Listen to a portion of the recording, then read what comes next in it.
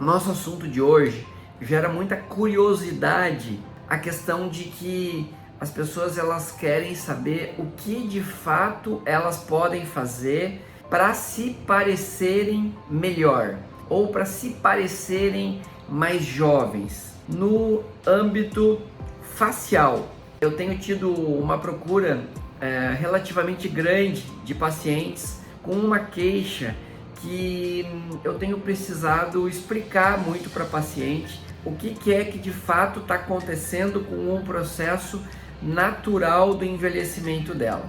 As pacientes elas têm procurado por uma queixa de melhorar a região ao redor dos olhos, a região periorbitária. As pacientes se queixam muito de um cansaço. Mas por que especificamente isso? Porque muitas das pacientes elas já fizeram a cirurgia da pálpebra superior e às vezes até da pálpebra superior e inferior.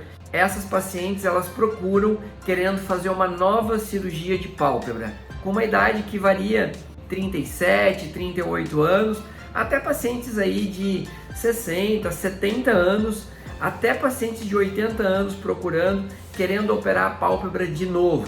E como é que é a avaliação que a gente faz quando a gente vai avaliar uma paciente dessas e o que é que eu geralmente digo para a paciente e qual é o meu planejamento em relação a isso?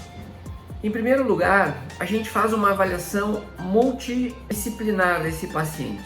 Então eu vou fazer uma avaliação do todo, eu vou fazer uma avaliação bioquímica da história do paciente e muito provavelmente vou apresentar para ele aquilo que eu já falei aqui, que eu chamo de cardápio do rejuvenescimento. A primeira parte do cardápio do rejuvenescimento são aspectos gerais. São aspectos da genética, do que você come, do que você se exercita, se usa suplemento ou não, e esse aspecto também da parte hormonal. E daí eu vou situar o paciente de como é que está funcionando o envelhecimento dele. Caso o paciente queira se adentrar mais nesse assunto, ele vai marcar uma outra consulta da parte integrativa. É uma consulta clínica funcional com uma ideia de rejuvenescimento, uma ideia de beleza, mas é da manutenção.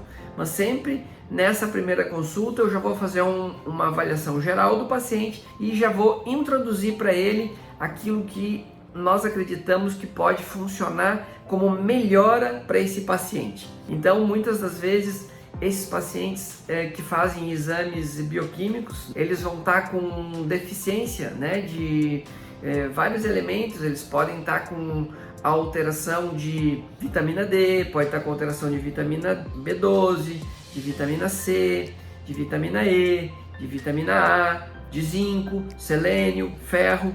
Isso tudo influencia no processo natural de envelhecimento.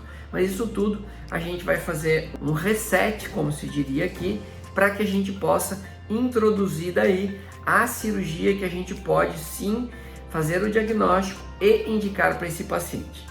A grande maioria desses pacientes ou não vão precisar operar a sua pálpebra, que a sua pálpebra já foi operada e hoje ela pode apresentar uma pequena flacidez ou até uma moderada flacidez, em que o paciente não percebe que ocorreu uma queda do supercílio principalmente e às vezes até de toda a região frontal, que acomete ele com um peso e vai dando uma sensação para ele que ele tem que fazer uma força maior e realmente vai tendo que fazer para conseguir estabilizar essa região e para conseguir até mesmo ter uma leitura, enxergar uma tela hoje de computador, né, de celular, para assistir uma televisão, e esse paciente começa a sentir um peso pelo descenso de todas essas estruturas da face. Associado a isso, nós vamos avaliar a face por completo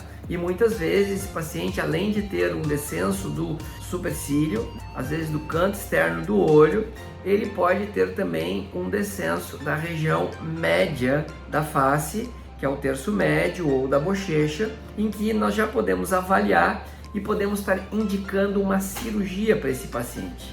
Esses pacientes que apresentam então essa queda do supercílio, muitas vezes a queda lateral do canto externo do olho e esse sulco nasogeniano muito pronunciado e a queda, né, da bochecha, do terço médio que nós chamamos, nós preferimos nesses casos indicar lifting endoscópico facial ou brow lifting. Essa cirurgia é uma cirurgia em que a gente tem um cortezinho aqui na região temporal.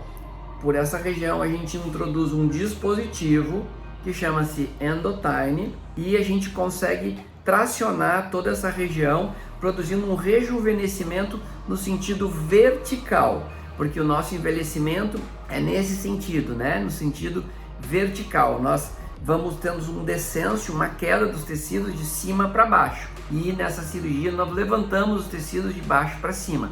E a grande maravilha desse procedimento, que é o lifting endoscópico facial, ele é um procedimento profundo, em que nós vamos tracionar todas as estruturas e reposicionar as estruturas musculares junto com a estrutura ligamentar e junto com gordura e pele, recolocando essa estrutura toda no local.